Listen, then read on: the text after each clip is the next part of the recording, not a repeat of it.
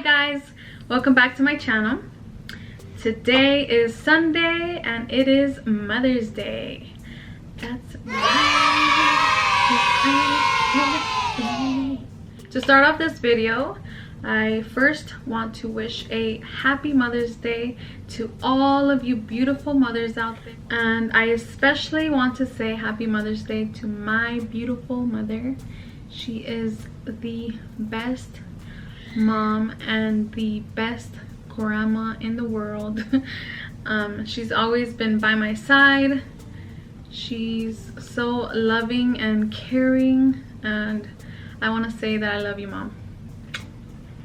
And so now let's continue with the video for today, which is going to be all about my baby number 4, baby A. Fun fact, all of my children are named with the letter A. So for those of you who may not know, this is my 4th pregnancy. We are currently waiting for baby number 4. He is a boy, and I'm due June 20th. So in a few weeks. So to start off this video, I'd like to give you guys a little recap of my first and my second trimester. So let's go ahead and get started with the first trimester. So something that was different about my first trimester is that I didn't know I was pregnant until about 8 weeks. So I was already 2 months in, and that's very different because I usually know right away, like sometimes even before I have a missed period, because the morning sickness hits me hard, guys. It hits me hard. So that was very different. I didn't have any morning sickness, and I didn't start getting morning sickness or nauseous until about 2.5 months. And it was just that. It was just being nauseous all day. I wasn't throwing up, thankfully, but I was nauseous all day. But I think I'd rather be nauseous all day than be throwing up as much as I did with my last 3 kids, because that is rough. So that was basically my first trimester. I didn't know I was pregnant until I remember I took the pregnancy test. I think it was November 1st. And my period had already been out of whack, basically. I had the previous months I had been late also, so I didn't really think anything of it. The only reason I decided to do actually, now that I think about it, I did a pregnancy test in September because my period was late, but it came back negative. The following month I went to the doctor, and they told me if you don't get your period in 2 weeks, we come back and we will give you medication to force it down. And before I decided to go back to the doctors, I said, let me do another pregnancy test just in case. And ta-da! It came back positive. So it wasn't anything I was really expecting. It was a surprise for my husband and I. It's a blessing from up above, and I receive it. I received this 4th baby with open arms and an open heart, and I am so excited for him to be here. Then the second trimester, that's when the nausea and the tiredness hit me. I was taking naps and very low energy. I did not want to get up, did not want to go anywhere. I did not want to get dressed. I just wanted to lay down and relax. I did get diagnosed with placenta previa, I believe is what it's called. So my placenta wasn't in the right spot. It was too close to my cervix when it should have been up higher. So the doctors had an eye on that, and they told me that with the baby's growth it could move, and thankfully it did. So if it hadn't moved, I would have had to probably had a C-section and gone to a high-risk doctor. But thankfully it moved, and I am in clear waters. Another thing in my second trimester was that we found out the gender. So that was very exciting. I was 21 weeks pregnant when they do the anomaly scan. So for the first part of my pregnancy, first and second trimester, I can't really complain. It was the smoothest of all my other pregnancies.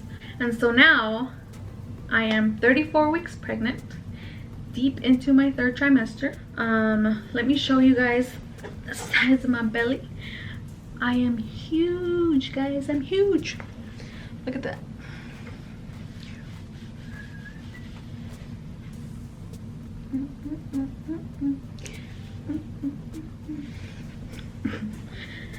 So that is me at 34 weeks. My third trimester has been a little rough, especially this past week probably, and moving forward. I'm sure it's not going to get any easier. The third trimester is usually the longest in pregnancy because us moms are we're tired, okay? We are tired. We can barely walk. We don't walk, we waddle around like a penguin. And you know, everything is achy. My back is achy, my feet are achy. I mean, everything is achy, okay? All I want to do is lay down. I'm so tired, and obviously I'm tired because I'm pregnant, but I also have 2 toddlers running around sucking the energy out of me. You know, they demand my attention, they demand my energy. Another thing that's also affecting me is insomnia, which hasn't happened to me before, but I am having trouble sleeping, which is obviously also making me very tired. Another thing is I am having a bit of anxiety. I don't know why. I know I've done this 3 times before, the labor, but I'm nervous. I'm nervous for labor. You never know what can happen during labor. That sense of not knowing, you know, just kind of makes me nervous, and I'm sure I'm not alone in this. And if you think you are, you're not. Labor and delivery is pretty scary, but you know, we have to kind of come down from our anxieties and tell ourselves that everything's gonna be okay. So other things that I've been feeling that are pretty normal for pregnancy and third trimester is my shortness of breath. I can barely breathe sometimes. Especially if the baby moves up a little bit. I can just feel him I can feel my air just leaving my body. I cannot breathe. Another thing are Charlie horse cramps. I don't know if you guys have ever felt those, but they're pretty awful. They're pretty painful. I actually just recently started feeling them. Usually I start feeling them a bit earlier in my pregnancy. I thought it was like saved. I was like, oh my god, I haven't been getting any cramps. Like, how awesome. And then all of a sudden they hit me. Another thing I've been feeling is round ligament pain, which is basically, it feels like a cramp, but right under your belly right here. It's pretty painful. My doctor told me it's normal though, and that it's usually gets worse with every pregnancy, and since I'm in my 4th, I guess it must, I mean, because it hurts real bad. Like when it first happened, I was like, oh my god, what is going on? And something that's been happening to me that has never happened to me before and had me pretty worried at first. Thankfully, when it happened, I think I only had a few days for my next appointment, so I was able to talk to my doctor about it pretty quickly, is that my thighs were falling asleep. They were like numbing up on me, or at least one of them was. One at a time. I think mostly my left one would numb up.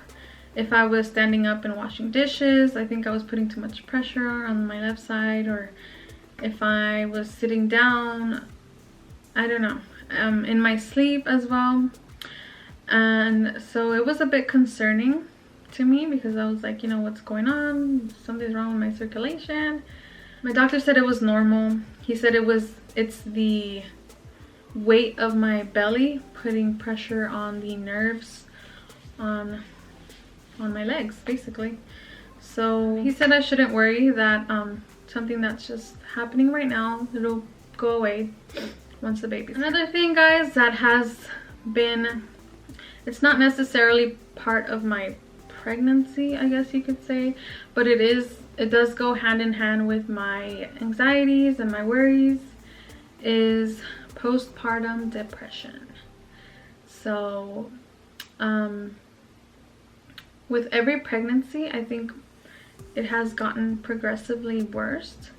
Definitely with my last baby, the third one. After I had her, I did get into a very deep depression. I could not stop crying. Basically, I would cry all the time, all day, and I felt like this emptiness here in my gut. I had a cloud over my head. I'm worried about it because I don't want to feel that way again. It was pretty scary. It took me a while to get up, but I think this time I'm definitely going to talk to my doctor about it, because last time I didn't. I did tell my family though. I mean, my family knew because I was crying all the time. But my mom and my sisters were great help, and my husband, you know, trying to lift me up and praying for me and all that. I just want to let you guys know that if anybody out there is also worried about this, or maybe you already had your baby and you're feeling a bit not like yourself, it's okay. It's normal. We need to ask for help. This time I am going to ask for help. Beforehand, I am going to ask what I can do to not feel that way. We need to talk about it. We tell your family, tell your friends, you know, make sure you surround yourself with people, with positive people, people that love you and care about you. And all I can say is it'll be okay. We will be okay. We are strong women, and we will get over that hump like we do everything else. So that's that. I do not want to leave this video on that topic. So to end off this video, guys, I want to thank my cousin Gabby, because today is Mother's Day, and she came over and she dropped off a little gift, and I thought it was so cute, very unexpected. Thank you so much, Gabby. I really appreciate it.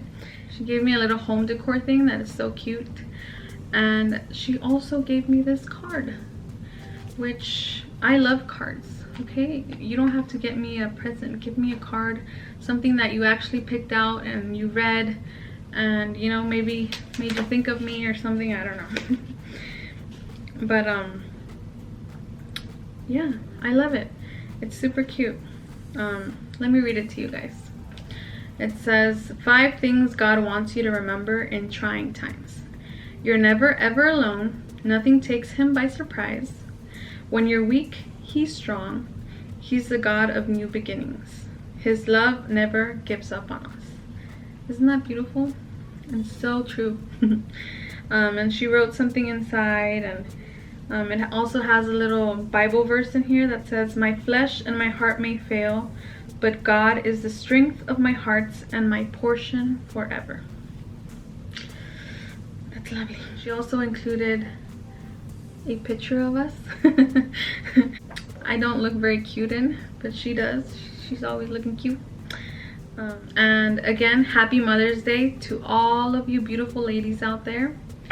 Keep on being strong, keep on being lovely and fabulous. I love you guys.